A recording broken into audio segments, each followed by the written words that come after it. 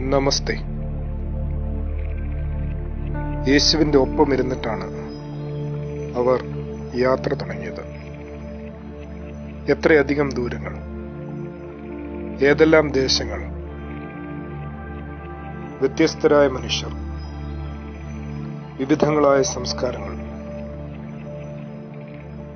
ആചാരഭേദങ്ങൾ, ഇവയ്ക്കിടയിലേക്കാണ് അവരിറങ്ങിച്ചെന്നത്. അവർ പറഞ്ഞതത്രയും സുവിശേഷമാണ്. ശരിക്കും നല്ല വിശേഷം തന്നെ. നല്ല വാർത്തകൾ ഇങ്ങനെ പറഞ്ഞു നടക്കുക നിസ്സാരമായ പ്രക്രിയയല്ല. നമ്മുടെ ദിനം പ്രതിയുള്ള നടവഴികളെ ഓർമ്മിച്ചെടുത്താൽ സത്യത്തിൽ ഒരു ഉൾഭീതി തോന്നും. ഇന്നലെ പറഞ്ഞതിലധികവും മറ്റുള്ളവരെ കുറിച്ചാണ്. അതിലധികവും നമ്മൾ പറഞ്ഞത് അവരുടെ ദോഷങ്ങളെക്കുറിച്ചാണ്. കേട്ടവയിൽ പലതും അനാവശ്യങ്ങളാണ്.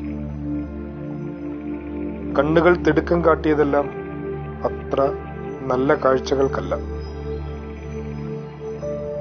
അങ്ങനെ വരുമ്പോ ദേശമെങ്ങും നന്മ മാത്രം പകർന്ന് സഞ്ചരിക്കുകയെന്നാൽ അത്ര അനായാസമായ ഒന്നല്ലല്ലോ.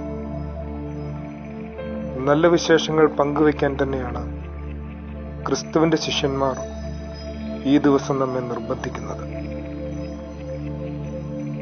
അതും സ്വന്തം ജീവനെ പോലും സൂക്ഷിക്കാതെ, മരണത്തെ പോലും ഭയപ്പെടാതെ, സത്യത്തെക്കുറിച്ചും വെളിച്ചത്തെക്കുറിച്ചും നന്മയെക്കുറിച്ചും മാത്രം സംസാരിക്കാൻ ഈ ദിവസങ്ങളിൽ നമുക്ക് ശീലിക്കാം. ദൈവമേ, തീക്കാറ്റായി പടരണേ, എന്റെ ഉൾമാലിന്യങ്ങളെ ദഹിപ്പിക്കണമേ. അതല്ലാതെ എന്താണ് സുഹൃത്തേ നമുക്കിനി പ്രാർത്ഥിക്കാനുള്ളത്?